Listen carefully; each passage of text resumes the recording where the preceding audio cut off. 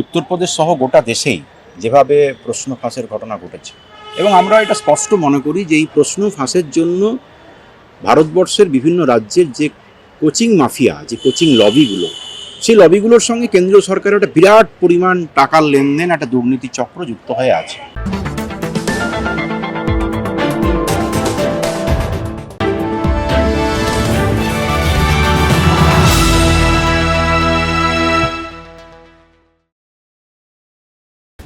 উত্তরপ্রদেশ নির্বাচনকে সামনে রেখে ছাত্র আন্দোলন কি নতুন রাজনৈতিক সমীকরণ তৈরি করতে চলেছে? প্রশ্ন ফাঁস, শিক্ষা, বেকারত্ব, শ্রমিকদের অধিকার, এইসব ইস্যুকে কেন্দ্র করে কি বিরোধী শিবিরের সঙ্গে বৃহত্তর আন্দোলনের পথে হাঁটছে এআইডিএসও? অখিলেশ যাদবের সঙ্গে কোনো সমঝোতা হবে?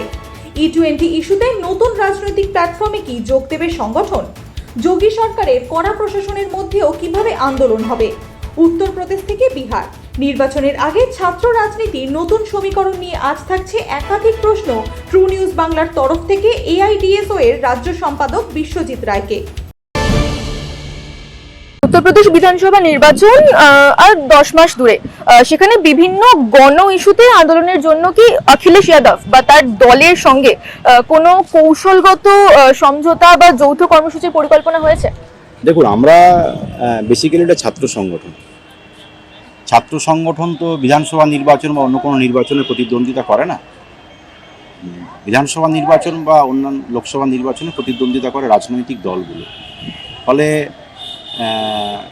নির্বাচনের ময়দানে রাজনৈতিক কলাকৌশল কি হবে, দেশের বামপন্থী দলগুলো কিভাবে সেই লড়াইয়ের অভিমুখ ঠিক করবে, সেটা আমাদের বলার বিচার্য বিষয় না। তবে আপনাকে একটা কথা আমি বলতে পারি যে দিল্লির ধর্মেন্দ্র প্রধানের পদত্যাগ যেভাবে গোটা দেশের আন্দোলনের ক্ষেত্রে একটা নতুন রাস্তা উন্মোচিত করে দিল। কৃষক আন্দোলন আমরা দেখেছি, কৃষক আন্দোলনের পরেও পশ্চিমবাংলায় আরজি করের বিচারের দাবিতে, ন্যায় বিচারের দাবিতে আন্দোলন, এবং তারপরেও আরও কিছু আন্দোলন পশ্চিমবাংলায় যোগ্য শিক্ষকদের স্কুলে ফেরানোর আন্দোলন। এটার মধ্য দিয়ে গোটা ভারতবর্ষের আজকে যা পরিস্থিতি, তাতে কিন্তু এটা খুব স্পষ্ট হয়ে যাচ্ছে যে কেন্দ্রের বিজেপি সরকারের বিরুদ্ধে সর্বস্তরের মানুষের ক্ষোভ বাড়ছে। এরকম একটা ফ্যাসিস্ট স্বৈরাচারী সরকার, তার বিরুদ্ধে ব্যাপক আন্দোলন গড়ে উঠছে। সেই আন্দোলন গড়ে তোলার ক্ষেত্রে আমাদের সংগঠন এবং যতটুকু আমরা খবর পাচ্ছি অন্যান্য বামপন্থী ছাত্র সংগঠনগুলো গোটা দেশ জুড়ে এই আন্দোলনের ব্লুপ্রিন্ট, আন্দোলন গড়ে তোলার ব্লুপ্রিন্ট, এটার জন্য সর্বাত্মক চেষ্টা করবে। নির্বাচনের ময়দানে কি হবে সেটা বামপন্থী দলগুলো, সেটা তাদের পলিসি, তারা ঠিক করবে না। কিন্তু উত্তরপ্রদেশ নির্বাচনেতে এআইডিএসও, পার্টিকুলারলি এআইডিএসও কি কোনো পরিকল্পনা নিয়ে? এআইডিএসও নির্বাচনে তো অংশগ্রহণ করে না, বিধানসভা নির্বাচনে বা লোকসভা নির্বাচনে অংশগ্রহণ করে না। এআইডিএসও নির্বাচনের সময় যখনই কোনো নির্বাচন আসে, ধরুন পশ্চিমবাংলায় বিধানসভা নির্বাচনের সময় গোটা পশ্চিমবাংলার ছাত্র জনতার কাছে আমরা একটা কথাই বলেছিলাম যে আজকে লড়াই, আন্দোলন, গণ আন্দোলনের প্রকৃত শক্তিকে শক্তিশালী করব।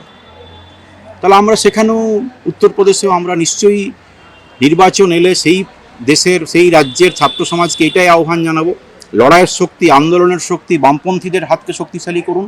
এই আহ্বানটাই জানাবো আমরা।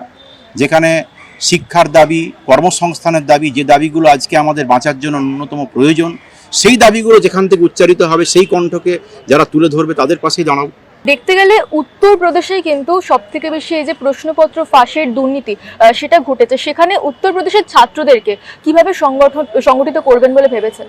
দেখুন, উত্তরপ্রদেশ সহ গোটা দেশেই যেভাবে প্রশ্ন ফাঁসের ঘটনা ঘটেছে, এবং আমরা এটা স্পষ্ট মনে করি যে এই প্রশ্ন ফাঁসের জন্য ভারতবর্ষের বিভিন্ন রাজ্যের যে কোচিং মাফিয়া, যে কোচিং লবিগুলো, সেই লবিগুলোর সঙ্গে কেন্দ্রীয় সরকারের একটা বিরাট পরিমাণ টাকার লেনদেন, একটা দুর্নীতি চক্র যুক্ত হয়ে আছে। এবং সেটা উত্তরপ্রদেশ নয়, গোটা দেশ জুড়ে এই আন্দোলনটা আরও তীব্রতর হচ্ছে। ফলে আপনাকে আমি আগেও বলেছি যে এই আন্দোলনটা যদি কেউ মনে করে যে ধর্মেন্দ্র প্রধানের পদত্যাগ হয়ে গেছে মানে দেশের ছাত্র যুবকদের আন্দোলন স্থিমিত হয়ে পড়েছে, কিংবা সরকার ওই পাঞ্জাব, দিল্লি, আসাম থেকে মিথ্যে মামলা তুলে দিচ্ছে বলে আন্দোলন স্থিমিত হয়ে যাচ্ছে, কোনোভাবেই নয়। এই আন্দোলন আরও নতুন মাত্রা নিয়ে গড়ে উঠবে।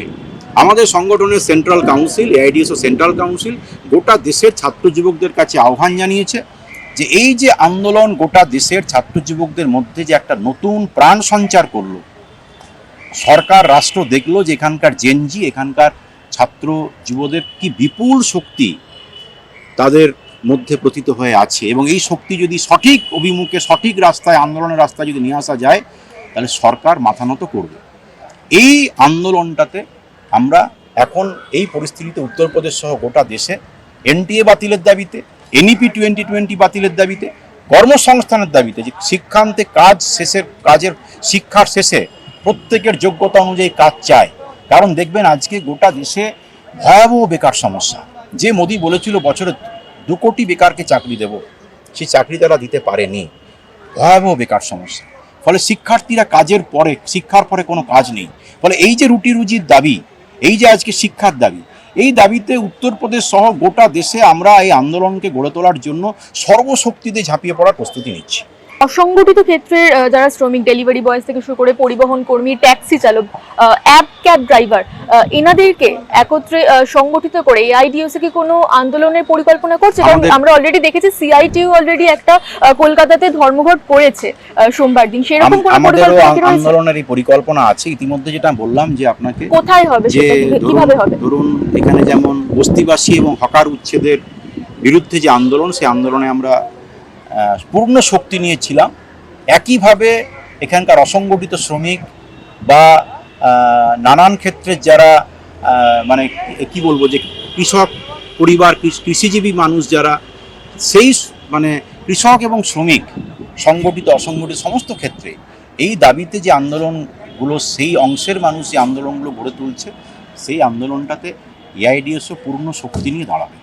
ফলে পশ্চিমবাংলাতেও আমরা অবশ্যই চেষ্টা করব, এবং ইতিমধ্যে ট্যাক্সি চালক বা বাইক, এই যে তাদের যে ইউনিয়ন আছে, সেই ইউনিয়নও তারা যে আন্দোলন গড়ে তুলছে, সেই আন্দোলনের প্রতি আমাদের পূর্ণ সমর্থন থাকবে। উত্তরপ্রদেশে যোগী আদিত্যনাথের সরকার কিন্তু এই যে আন্দোলনগুলোকে দমন করে খুব কঠোরভাবে। সেখানে যদি কোনো এরকম কোনো ঘটনা দেখা যায়, কি করবেন আপনারা? দেখুন, পশ্চিমবাংলাতে যেভাবে আমরা প্রতিবাদ করছি, দেখেছেন যে পশ্চিমবাংলায় সরকার গুন্ডা দমন আইন প্রয়োগ করেছিল 24 তারিখের মিছিলের পরে। আমরা বামপন্থী ছাত্র সংগঠনগুলো পাল্টা বলেছিলাম যে ধর্মেন্দ্র প্রধানের পদত্যাগের পর আবার মিছিল করুন। মিছিলের অনুমতি আমাদের দেওয়া হয়নি। তা সত্ত্বেও আমরা সেই পুলিশের কাছ থেকে পারমিশন ছিনিয়ে এনে আমরা কলকাতায় মিছিল করেছি। আমরা বলেছিলাম যে এই আন্দোলন করার অধিকার কেড়ে নেওয়া যাবে না। ফলে শুধু আজকে উত্তরপ্রদেশ নয়, গোটা রাজ্যে, গোটা দেশে আজকে বিজেপি আরএসএস যেভাবে একটা চূড়ান্ত ফ্যাসিবাদকে কায়েম করছে, সেই ফ্যাসিবাদের বিরুদ্ধে আমরা সর্বশক্তি দিয়ে লড়ব।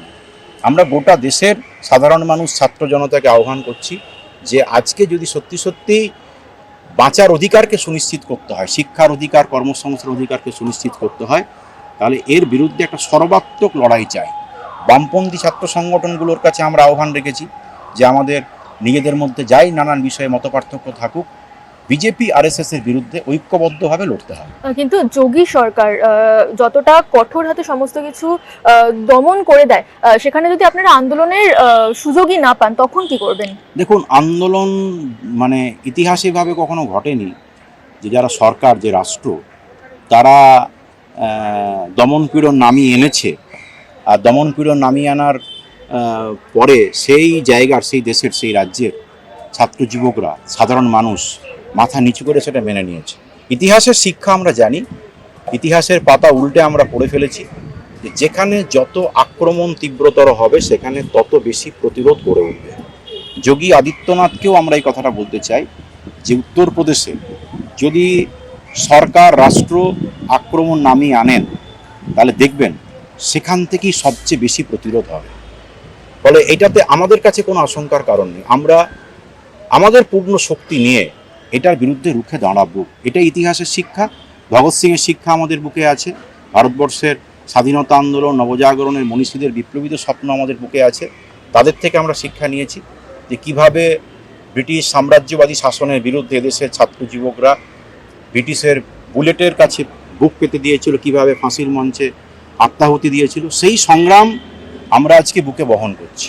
ফলে যোগী আদিত্যনাথ বলুন আর এখানে শুভেন্দু অধিকারী বলুন, কোনোভাবেই এই লড়াইকে, এই স্বপ্নকে আমাদের কাছ থেকে কেড়ে নিতে পারবে না।